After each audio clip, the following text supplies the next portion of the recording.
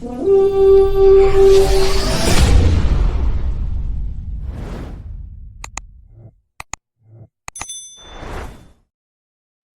up, Viking fans? And thank you for tuning in to the Skol State of Mind podcast. Now, check it. If you guys were looking for me to post a post-game takeaways in reaction to the Rams game, my bad. I'm sorry. I let y'all down. I got caught up. I did a live, with some other Viking content creators, and I got sidetracked. And when I really tried to sit down and do it, I kind of felt it was too late. The time had already passed, and there's really nothing I can say that's pretty much not have been said. And, it's not going to change anything. I just was, kind of down with that loss. I wouldn't say I was depressed. It was just like, being a Viking fan, here we are again, another, postseason loss when we had a great season in the regular season. And I really feel like that too. It's like those 14 wins during the season doesn't mean anything if you can't capitalize on certain opportunities and you can't get at least one win in the playoffs. And if you follow me on this channel, I said numerous times that my measuring stick for a successful season this year will be the Vikings actually going to the playoffs and winning a playoff game. Now, when I said that, never said how many games they should win to get in. It really doesn't matter to me. All I wanted was one playoff game won for the Minnesota Vikings, because in my opinion, that showed a little growth with this team, considering, Kevin O'Connell's first year, they won the division, hosted a home game, and they lost. And then the second year, they didn't make the playoffs at all. So I kind of felt like this third year was the year for them to go to the playoffs and at least make some type of noise. But it didn't happen, and it is what it is, and we currently in the offseason. Now, with that being said, we in the offseason. This is going to be a real interesting offseason for the Minnesota Vikings. I know we kind of say that every offseason, but there's a lot of things that we have to break down this offseason that's a little bit different from prior offseasons. You got Kwesi, Kevin O'Connell. They don't have extensions. They will be going into their fourth year of their contract, which will be their last year of their contract. What to do with Sam Darnold? What's going on with JJ McCarthy? Who's free agency coming in? Who's coming out? Like, it's going to be a lot of questions that need to get answered during this offseason. So I really felt it was best I come in here and I give you a video, breaking it down initially how I feel the Vikings should go about this offseason. Now, general manager and front office. Now, we know Kwesi is due for a contract extension. We're not going to really get into the numbers or break down the reason why as of yet, because I want to talk about the other aspects of the front office. Kwesi's right-hand man, Grigson, is actually interviewing for general manager positions throughout the league. I think respectively, it's the New York Jets. So we don't know if he's going to get that job as of yet. And if he does get that job, like, what does that look like? Do the Vikings promote somebody within, or do they go out and hire somebody to replace him to be Kwesi's right-hand man? That's something, might be needed for a one-on-one individual video, in my opinion. But to get back to Kwesi, it's like this. I feel he has done a great job at general manager. Some of you all out there are still talking about, his first draft. Yes, it didn't work out, but I'm not going to hold that against him, because I think the one thing that Kwesi is doing that a lot of us Viking fans complained about, especially with Rick at the end of his tenure, was he wasn't working with the coaching staff and he wasn't giving Mike Zimmer what he actually wanted on the field. And I think Kwesi has done a great job of giving Kevin O'Connell the pieces he needs to try to make this team successful, as well as Brian Flores on the defensive side of the ball. So you can't hold that against him. That's, to me, that's a real good character trait to have, because he's able to work as a team to kind of, build this roster out. And as for moves as general manager, the one move that pretty much solidified it for me was when Christian Darrisaw went down, season ending injury, gone. Kwesi basically said, okay, what can I do to solidify, that left side of offensive line, for the time being, because we're going to need it, because the guys on the roster, we don't believe in them like that. He goes out and he gets a starting caliber left tackle in Cam Robinson. I mean, we can complain and talk about his poor play the last game with the Rams, but it is what it is. Because majority of the games that he played for our team, he was solid. He was solid. He's no Christian Darrisaw, but he was solid. But that alone showed me that Kwesi is able to listen to what the team needs, go out and get it, and execute. So if we talk about free agency, the free agents that Kwesi has brought in last offseason basically was a great impact on this team. Jonathan Grenard, Van Ginkel, Blake Cashman, just to name a few, Sam Darnold, Aaron Jones, all these guys pretty much came in and contributed immediately. Now, the draft with Kwesi is something that's a little bit tricky. And just like I stated before, his first draft, I don't think not too many people is on that roster outside of Ed Ingram. And he's not great. He's just a guard, basically. So he's going to get, hindered for that. But Jordan Addison, JJ McCarthy, Dallas Turner, just to name a few. I mean, you're not going to hit on the draft. At least he's hitting on something, which is free agency and which is undrafted free agents. So in my opinion, Kwesi should get an extension. Now, let's move on to the head coach and coaching staff. Now, Kevin O'Connell's coaching staff is basically getting poached. Like, you got assistant offensive coordinator getting interviews for coordinator positions. Keenan McCardell, wide receiver coach, getting interviewed for coordinator position. You got Brian Flores getting interviewed for head coaching positions. McNown is basically going to be highly touted again. So we really don't know what this coaching staff is going to look like going forward. And I really believe Kevin O'Connell is going to have a crazy offseason replacing, coaches on his staff. I don't think Brian Flores is staying anymore. Like I stated before, that basically, he was going to stay 2 more seasons.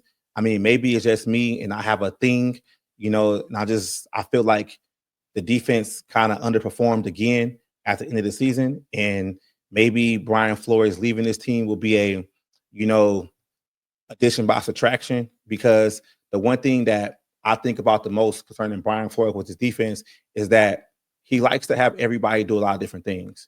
And he likes to have a lot of hybrid players on a defense to where they can be interchangeable. And my question with that is, what happens when he leaves?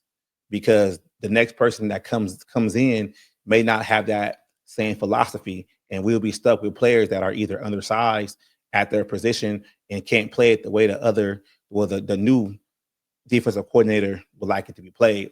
So that's just something that we need to think about.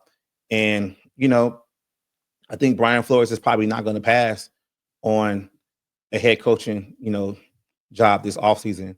If he stays, he stays. If he goes, it is what it is. Now, when we talk about Kevin O'Connell, he's in the same boat as Kwesi, where he's due a extension. Now, there's been talk around the internet, Twitter, X, whatever you want to call it, that there's kind of a little dysfunction between, management, front office, owners, and, Kevin O'Connell about what this extension should look like and why it hasn't been signed yet. Sorry. So I'm just starting to think about it like this, though, right? Like, if you really look at the top coaches in the league that are getting paid, I think it's like Andy Reid, Sean McVay. Let me bring it up. Hold on real quick. I actually have it. It is, just bring it up real quick so I can be a little bit accurate in what I'm saying.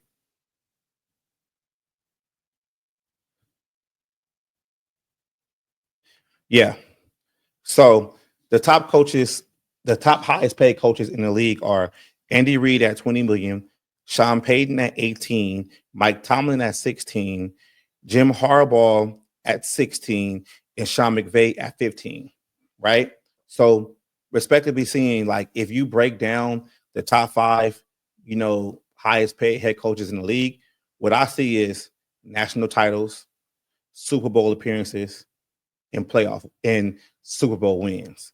So, I mean, if Kevin O'Connell cracks this list and let's just say he jumps Sean McVay and gets to 16, like, I'm not sure the Wills want to do that. That's just where I think you know, the gripe is. Like, I'm not sure the Wills want to give Kevin O'Connell, one of the highest contracts for a coach when he's 0-2 in the playoffs. And I'm not saying that he shouldn't get an extension, but I'm just saying you have to, like, think about it, from the Wills' point of view. It's like, I remember when they re-signed, Rick Spielman and Mike Zimmer, and they ended up firing him within that extension, and they basically got stuck, paying that on the books. And a lot of people don't understand that, yes, the coaching and front office doesn't really affect the salary cap, but the owners still have to pay that because of offset language. So this is something interesting to actually, monitor going forward. Do I think Kevin O'Connell needs a contract extension? Maybe. I'm a little bit on the fence about it because, hey, I need some playoffs wins. And just like I stated earlier in this video, that this was a season I felt the Vikings needed to make hay in the playoffs and actually win one game. So this is something that we're gonna have to monitor going forward. And I'm just not going to really much get into it because who knows, by the time I post this video, he might have a 3 to 4 year extension. Who knows? So now, free agency, right? Now, within free agency, we got to talk about the players leaving and the players coming in. It seems like we spend more time talking about who we want, to come to this team and solidify spots on this roster, and not talk about too much the players that are actually leaving the team, or the players that are currently on the team that are up for, extensions or whatever. So let's just, top two for me is, Brian Murphy and Cam Bynum. I mean, either I say you can sign them both, because the thing about it with Cam Bynum is I'm afraid that, Harrison Smith might retire this offseason. And if he retires this offseason and you don't retain Cam Bynum, you're basically going to have to replace two safety positions. Don't come at me crazy, but I'm just going to call it like it is. Joshua Taylor is a great player, but he's great within that rover, role that he's being played within his Flores defense. I don't necessarily see him as a safety 100% of the time. I just don't. There's nothing against him. I just don't see him as a 100% safety. So if Harrison Smith does retire and Cam Bynum, can't be retained, you're going to have to replace two safety positions in the offseason. Like, it is what it is. And even if you promote somebody that's already on the roster, like, Jackson or whatever, you still have to get some depth in that room. So it is what it is. But Brian Murphy, I think he deserves to come back. He's been our best corner this season, and I think he should be rewarded for that. As for, the offense, like, you guys already know where I stand with Sam. That's my guy. It's my dude. Love him. Thank you for the year. But this is McCarthy's team. It's really not nothing we should talk about with the Sam Darnold situation. I just hope that the Vikings don't try to get cute and do too many things and try to get something for him. If he plans to leave and you don't want him to come back, just let him go. Don't play no games with the contracts or whatever, or a franchise tag. It's just not worth it. But I'm not going to talk about, like, names coming in. I'm just going to talk about positions. Excuse me. I think outside of Brian Murphy, if you retain him, I think you do need to bring in a starting caliber, young corner that can play man-to-man and press. That's big for me. You need to get more depth on the defensive line.